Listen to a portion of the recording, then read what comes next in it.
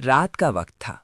पहाड़ी के दामन में When बस्ती की corruption rose on रोशनियों पर earth, एक Allah सुकून sent उतरा हुआ guidance. था। Witness the लोग rise अपने of the घरों में Prophet Sheeth सादगी से Alas. जिंदगी गुजार रहे थे, गुनाहों और फितनों से दूर।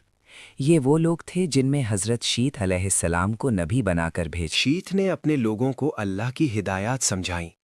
शर से बचो, नफ्स के बहकावे से बचो, क्योंकि शैतान तुम्हें देख रहा है।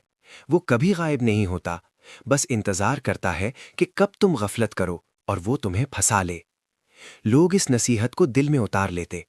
शीत ने उन्हें यह भी सिखाया कि सच्चाई बंदे की ढाल है, इबादत दिल को रोशन करती है, और सबसे बड़ी नेकी ये है कि इंसान अपने दिल को गलाजत से बचाए। वो अपने पैरोकारों को कभी ये महसूस नहीं होने देते थे कि वो तन्हा है। वो हर रात अल्लाह से दुआ करते, या अल्लाह, मेरी कौम को इस शैतान से महफूज रख जो काबील की नस्ल के पास गाने बजाने और फितना लेकर आया है। मेरी कौम को सीधे रास्ते पर कायम रख। शीत की कौम अमन में थी, लेकिन पहाड़ के उस पार काबील की कौम बदल चुकी थी। वो गाने बजाने, नाचने और जुल्म करने में पड़ गई थी।